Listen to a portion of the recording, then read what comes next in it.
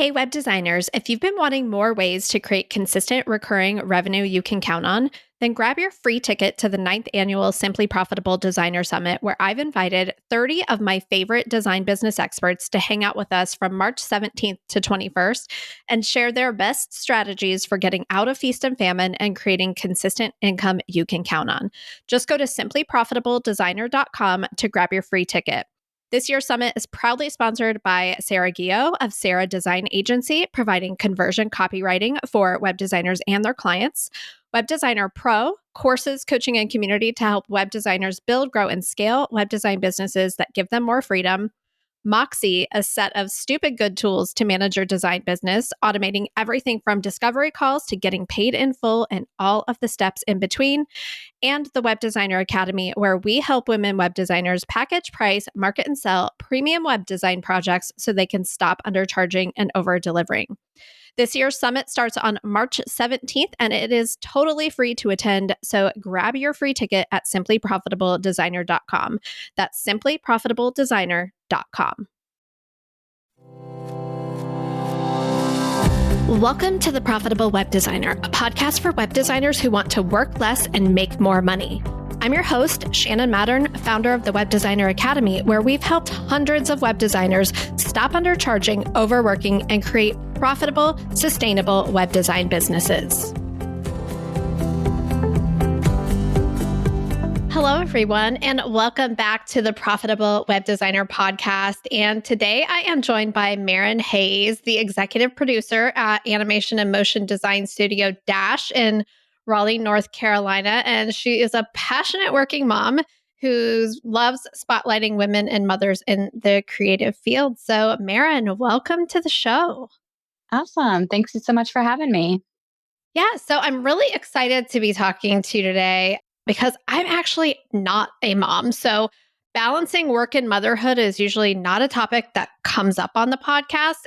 And the majority of our listeners are women and are parents or even are just like in a caregiver role in their family. So I'm excited to dig in with you about balancing motherhood and a creative career and really like having this conversation on the podcast. So I'd love to just kind of start out like going a little bit back in time. And I'd love to hear just more about your background and what led you to your current role as executive producer at a motion graphics studio. Yeah, it's funny. I think if you'd asked me 5 years ago, 10 years ago, 20 years ago, if I would be doing this, there's no way I could have imagined it, which is just one of life's great surprises. I think I've always found myself as a creative. I'd like to think I'm a creative at heart. And so I got into photography at a really young age. My dad's a really passionate photographer. So I kind of found that in high school and was like, this is it. This is what I want to do with the rest of my life. I'm going to go to art school. I ended up going to Rochester Institute of Technology in upstate New York. They have a great photography program.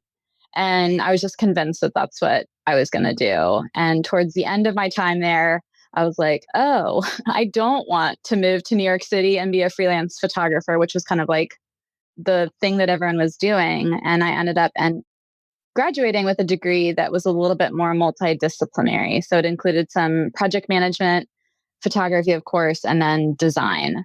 And so I was like, oh, I can be a part of the design process without actually doing the creative myself. And that was the first insight into like, this is feasible. I don't have to like do the actual creative.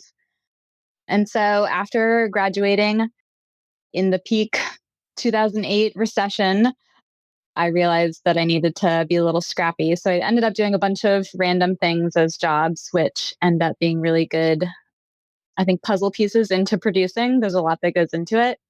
And then I found myself about a decade ago in Raleigh at an advertising agency. And so I was able to work my way up through their project management department into kind of an account management role. And that's where I really fell in love with animation and motion design. And two of the animators at that agency ended up leaving and starting Dash. And a few years went by and they called and said, hey, we want you to be a producer. And I said, what the heck?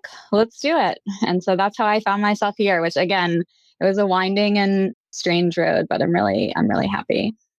So what does a producer do? Like, what's a day in the life look like for you?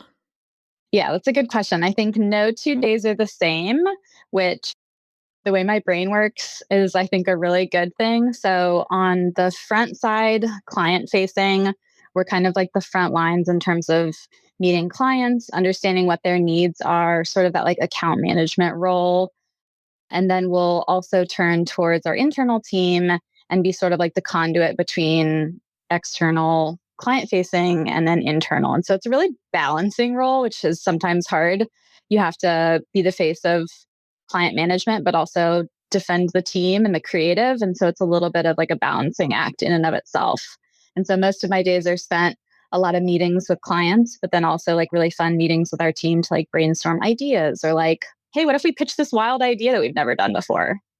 That sounds really, really fun. And one of the things that we were chatting about before I hit record is we were talking about how you have really like carved a path in a traditionally male dominated space. And I coach exclusively like women web designers and help them with like the business side of running their business because it is like such a unique experience being a Mhm. woman in a male dominated industry as web design is as well. And so I'm curious, like, what has your path been like and what makes you so passionate about that?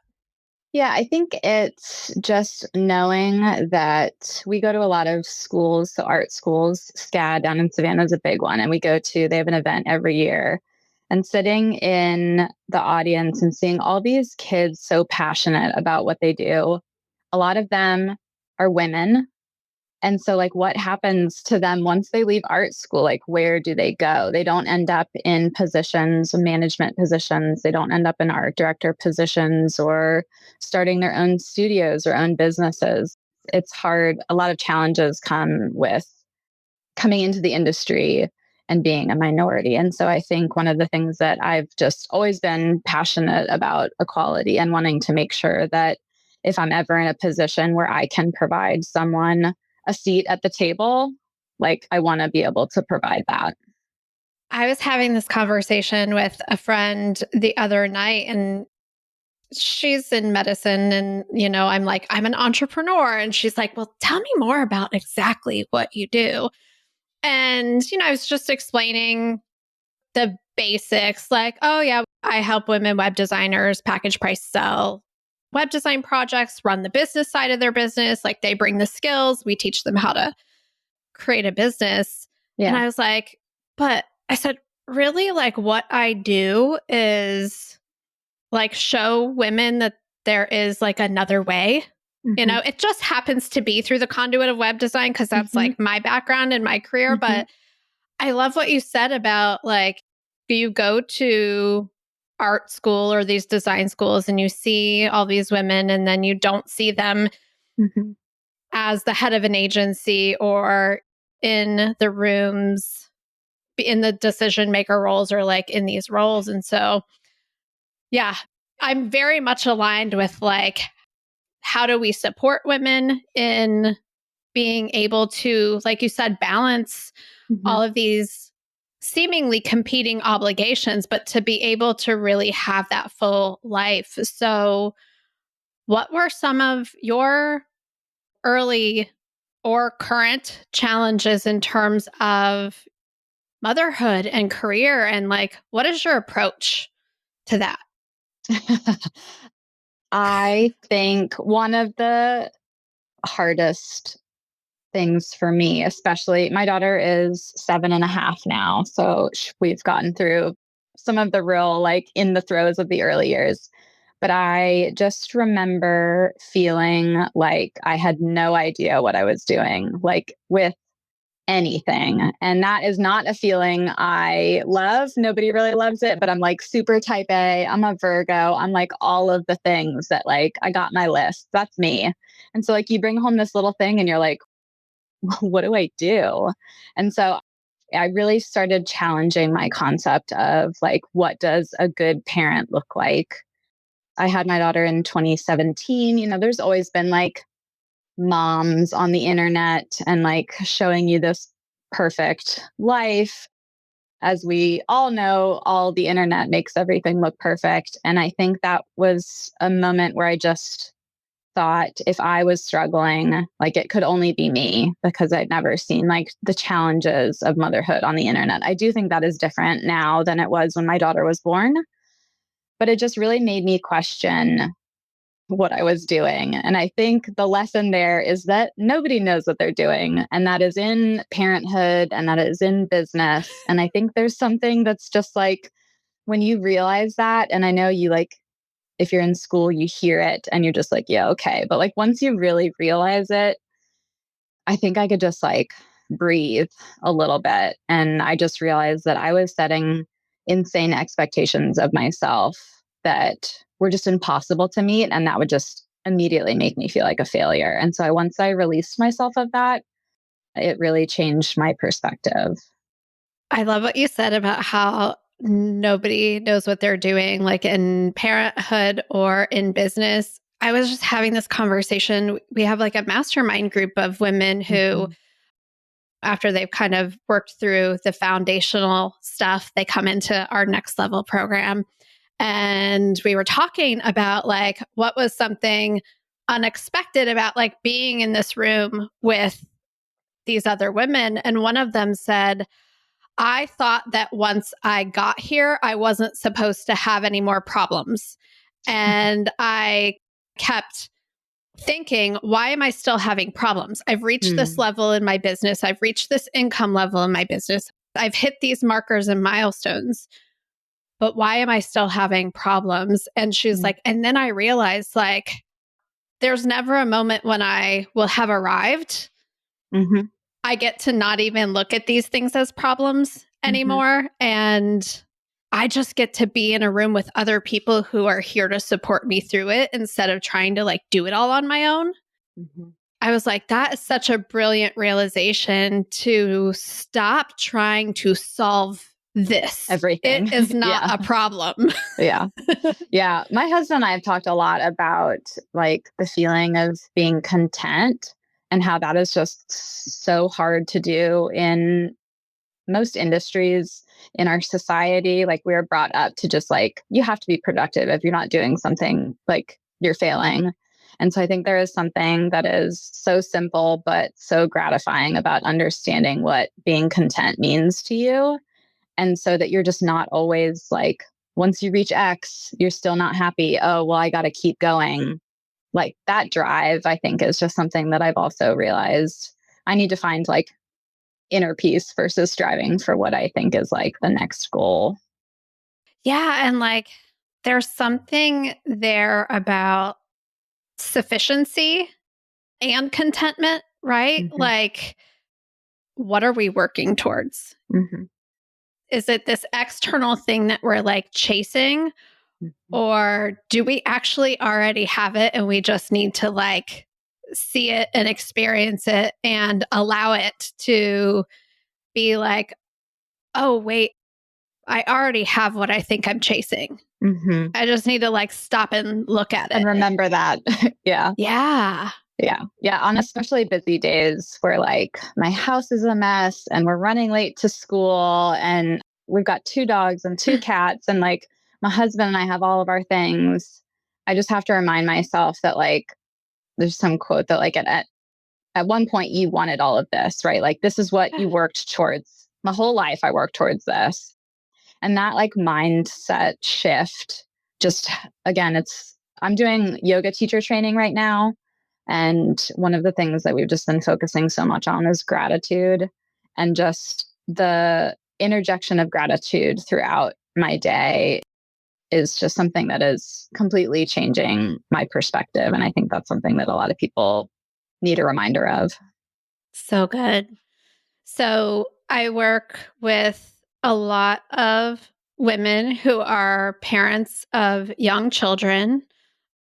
And full disclosure, like I said earlier, I don't have children. So the context through which I know how to help them is like, okay, well, I can know what it was like when I was working a corporate job and also running this business on the side and trying to balance the demands of those. two totally different things. Like one doesn't need me to like keep it alive, like, you know. And so I'm curious, and I'm picking your brain like for the benefit of future listeners and just being able to like have a resource to say, hey, go listen to my conversation with Meryn.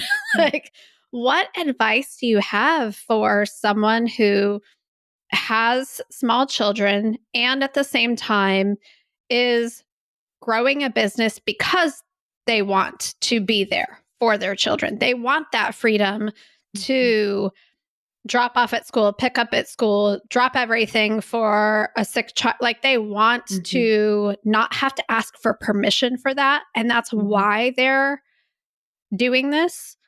But also that unpredictability and those things, they almost seem at odds with each other, right? And it feels impossible. So, what advice or words of encouragement or anything do you have for those women? Yeah, I think one thing that's really resonated with me is just prioritization, and having children just like forces that in the most severe way, that like you can do anything, but you can't do everything. You can't do it all, you know? I don't know who, I take this quote because I love it so much, but I should find out who said it. You can juggle all the balls in the air, right? But some of them are glass and some of them are plastic. You don't drop the glass ones, you can drop the plastic ones. You know, like something's going to drop. You're not going to be able to do it all. And I think that's one of the really unsafe things about the perfect mother, perfect parent that we see on the internet or we see in media, is that like you can't do it all. You're just not seeing the people that are failing or the parts that are failing. And so I think over the years that we've had our daughter, it's just a constant prioritization. And I think the thing that's hard to keep up with is like, it's not always going to be this is the most important. It's just like, it's always shifting. And so I think giving yourself grace is something that, again, I think we all struggle with, but just knowing that finding what is most important to you at that time, I think all of the rest kind of falls away. You know, like you have to focus on your kid during these hours. Like stuff is going to wait. And if you don't have a team that is understanding of that, or you don't have clients that are understanding of that, I don't know that I want to be working with them. It's about setting boundaries and sticking to them and not letting people push you around if they don't agree with them. I love that. And that's like one of the biggest things that we talk about inside of our programs and on this podcast is that you get to be the one to make the rules. You also get to renegotiate the rules at any time. And if the rules no longer are mutually beneficial, you can end those relationships. Yeah. And it is like to have that conversation with someone and like see the gears turning in their brain that they're like, wait a minute, you're telling me that I don't have to ask for permission for any of this? And it like breaks their brain. Yeah. And I love breaking people's brains in that way. Like it's so fun. Yeah. And that like saying no is a full sentence. You know, I think there is something that is so hard when you're running a business, starting a business, like there's a scarcity mindset that like, I have to say yes to everything. And that's just a really easy way to turn into, lead to burnout. And so if something is not serving you, you don't have to do it. Yeah. And we also talk about creativity and constraints. And I love what you said about like some balls are glass and some balls are plastic. I think that I was like, oh yeah, corporate job, plastic, child, glass. Like that totally articulated that for me. But also like creativity and constraints, like because you get to design this to look however you want, you also get to be creative to come up with ways to create win-wins for you and whoever you're serving. Like you're on a team between like your colleagues and your clients. And you get to just come up with, it doesn't have to be like, I lose, you win, or I'm sacrificing, I'm giving to everybody and I have nothing left for myself. That's what I end up seeing happening when people come to us, Yeah. is that they are depleted. They're Yeah. completely like, they are just saying yes to everything but what they really want to be saying yes to. And that's what we help them re-engineer. And I love how you're saying, don't make it look like anybody else's. Don't make it look Yeah. like what you see online. Yeah. Make it yours.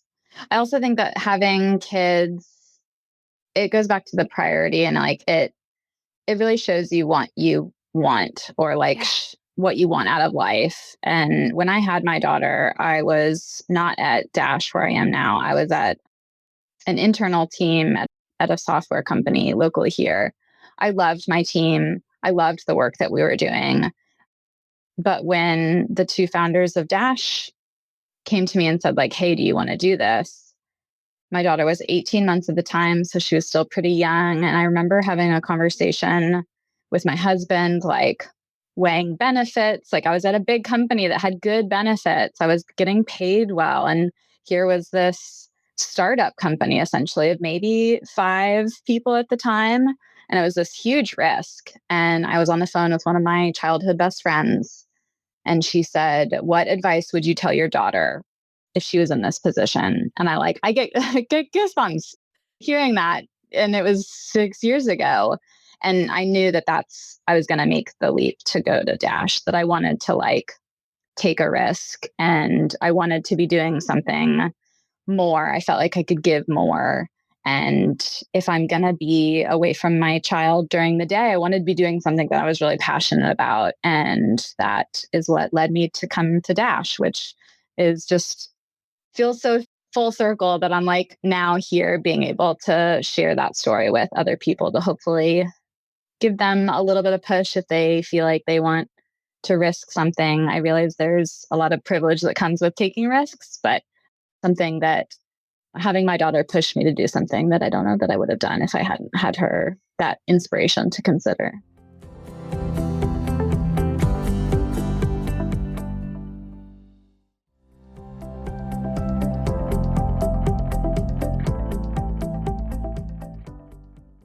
I would love to talk more about risk and just perception of risk in terms of like, it's been what? So has it been like about 5 years It'll be since you made six that years. shift? Yeah, 6 years. So what felt risky then? How does it feel now? Oh, I would do the decision over. I mean, easy. Like hindsight is 2020. It was absolutely the right move. I've been able to working in a startup or a small company, like it was able to satiate the like you get to wear all these different hats and contribute in all these different ways.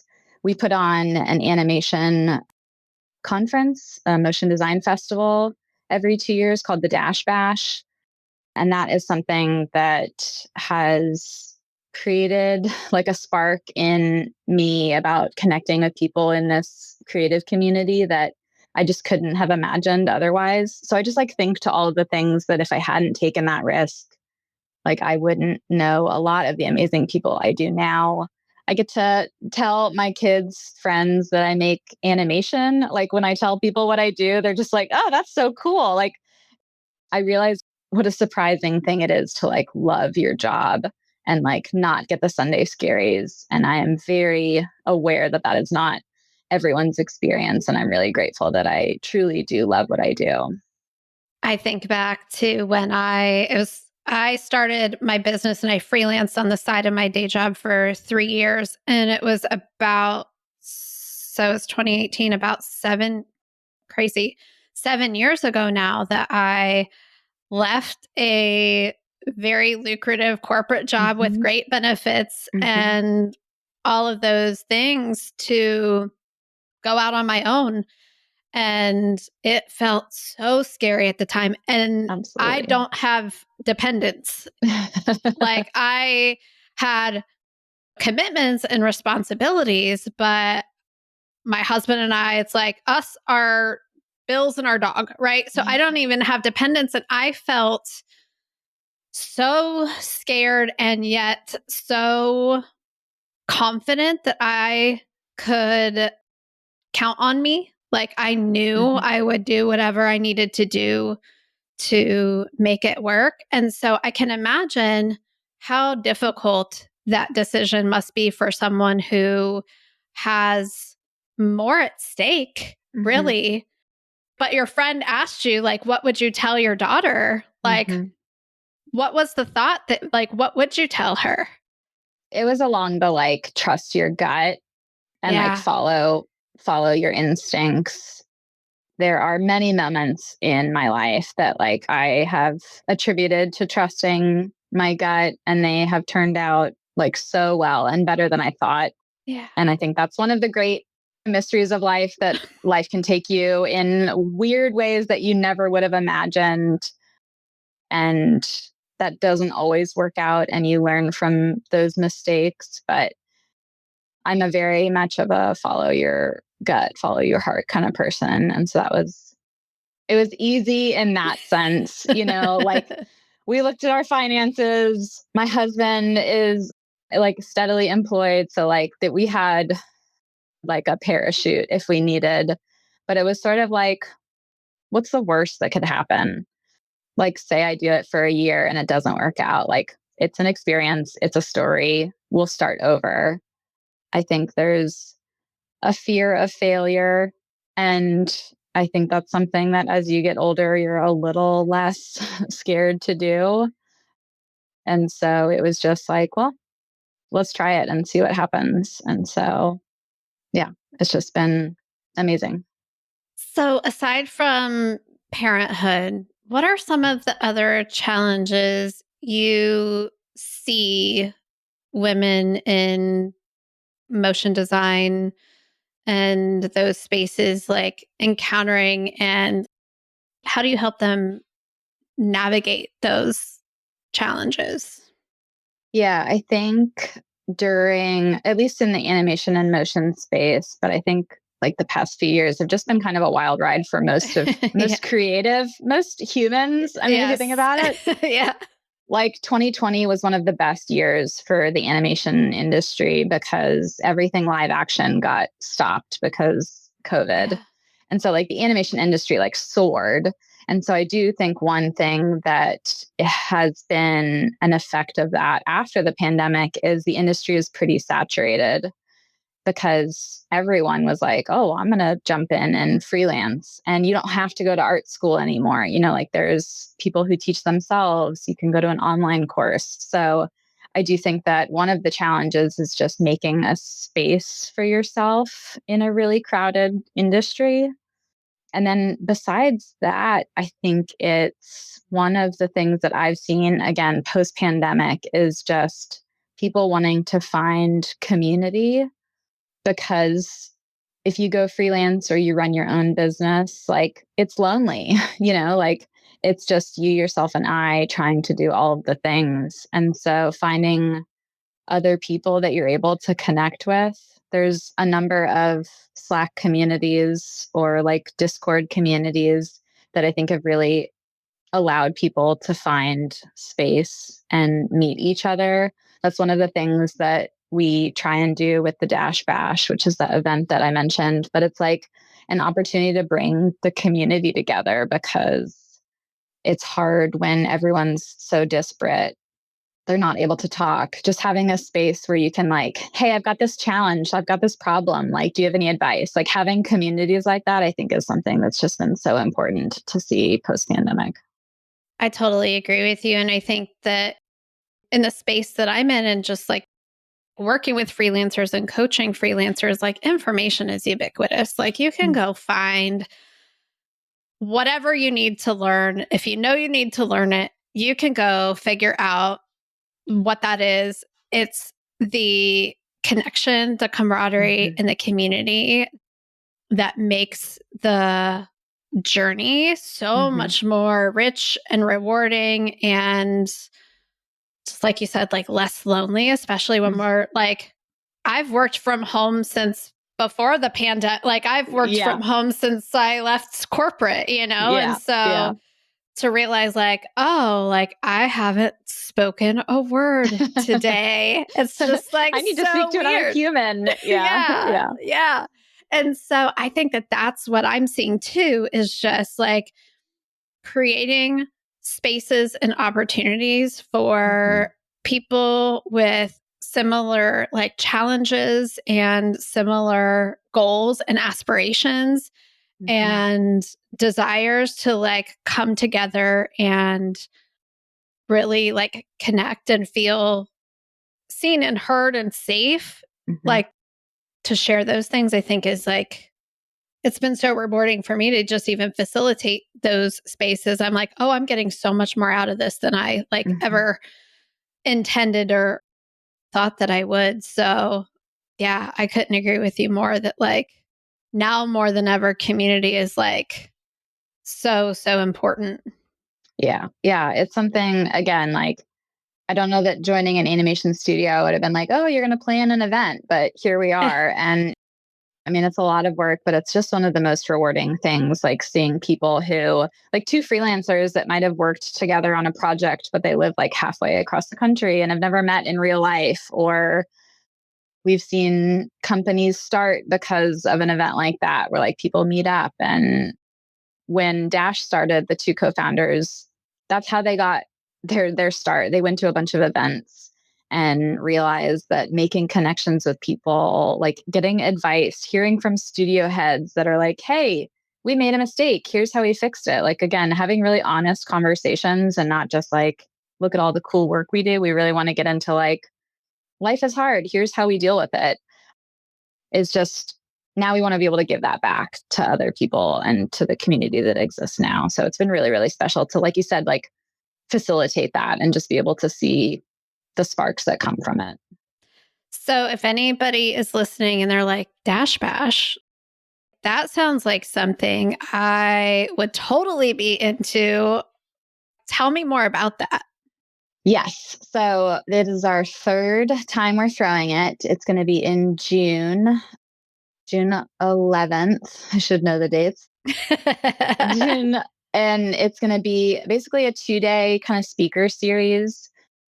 Again, having really honest conversations with people from all different parts of the creative industry. So there's definitely, it leans towards motion design, but in the past, we've had people who have done audio.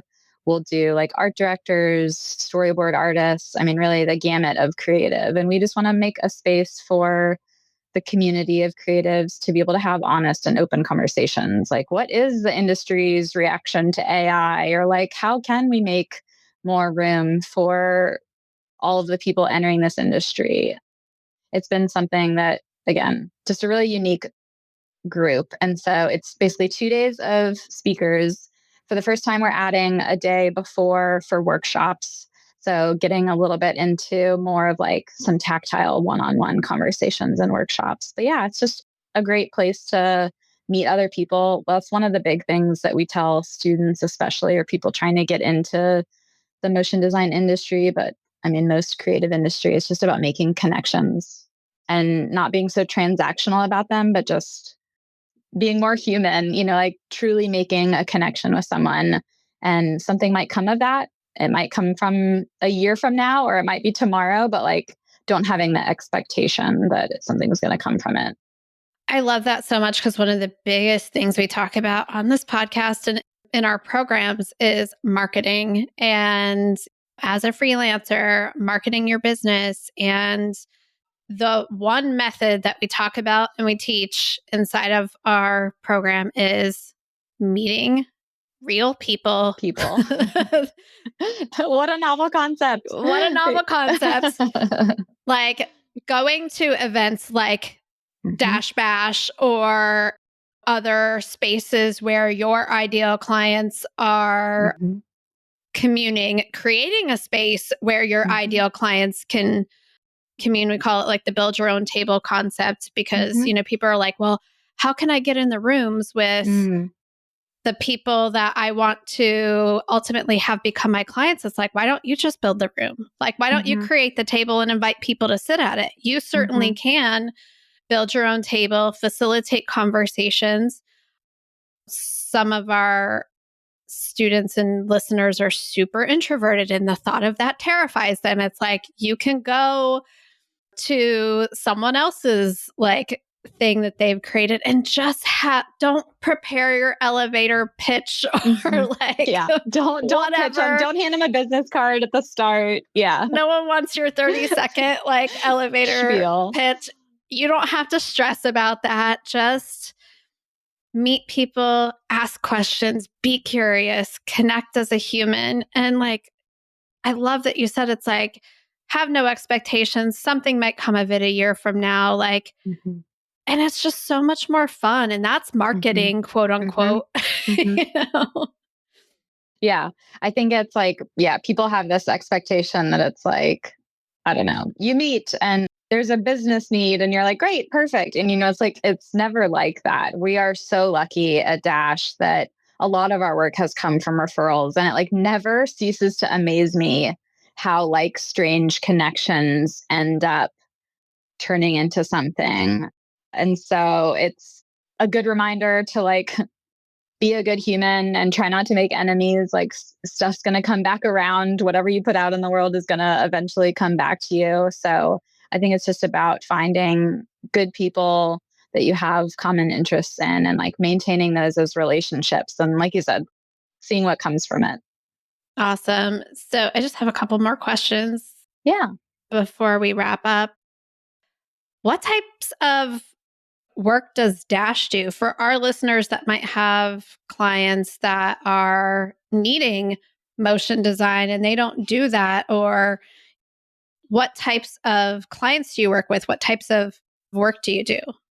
Yeah, so we like to say that animation can simplify complexity. So, like, a lot of our clients end up having something like, if you think back to like the 2010s, like an explainer video, it's like I have some software or I have a product and like I don't know how to explain it. And one of the best ways to do that is through animation, because you could do a live action shoot or you could do photography, but with animation, we can create it from scratch and really give a high level or a deep dive into like explaining something. So a lot of our clients end up having some sort of like software or service or solution that's like difficult to explain. So we end up in the finance space a lot, the tech space, but then we do get to work with a lot of agencies who we might have some more like consumer brands and that kind of stuff. So that's one of the fun parts about the job, is that you really just never know what industry, what product. We pretty much run the gamut in terms of what we work on, which is really fun. That's really cool. And you also mentioned before we hit record that your team loves partnering with freelancers on different Mhm. projects, and you're always building that network Mhm. of people. Like, what types of people do you most love to collaborate with and connect with? Yeah. So, in terms of like Dash's style, one of the things that we call ourselves, like, we're a generalist studio. So, we're not tied to any one specific style like 3D or 2D or live action. We like to do kind of the gamut. And so, one of the things that's really beneficial in that is that means we need a variety of different freelancers with different styles. And so, aside from having a great portfolio, we put a lot of value into communication and collaboration. I think collaborating on Slack is so much harder than collaborating in person. So, like, being really communicative and that kind of stuff, all things that we really highly value. So, we've got a form on our website that is for freelancers. And so, if you have an interest in becoming a freelancer with Dash, you can fill that out. Awesome. So, one question, and this is like a more personal question for you that I ask everybody that comes on the show, and that's, what belief about yourself did you have to change to get to where you are today? Hmm, that's a hard one. I think my yoga teacher said this, and I was like, oh, how simple. Like, you can't meet everyone's expectations. And like, I don't know what it was about that, that just, I felt that so deeply, that I put expectations on myself. My husband has different expectations than my boss, than my daughter, than my parents. Like everyone's expectations of you are different and probably conflict with each other. And the only person's whose expectations you should focus on is yours. You know, it kind of goes back to what we were talking about earlier, like what's truly important to you. And I think that's something that my younger people pleasing version of myself was just like, yep, I can make everybody happy. And that just leads to disappointment for almost everybody. Oh, that is so, so profound and so good. So, yeah, can you share where everyone can go to learn more about Dash, Dash Bash, freelancing with Dash, and all of the All the things? things. Yes. Yeah. So you can go to our website. So Dash's website is dashstudio.net. And there's a contact form there for freelancers. And or if you have a project, there's a link in there to get in touch with us about work. And then Dash Bash is dashbash.net. You can find us on Instagram, X, if people are still there. And so a reminder that the bash is in Raleigh, North Carolina, is in person, June 11th through 13th, 2025. And then if anyone wants to continue conversations about what we talked about, easiest way to do that is find me on LinkedIn. Amazing. Meryn, thank you so much for being here today. It was so fun talking to you.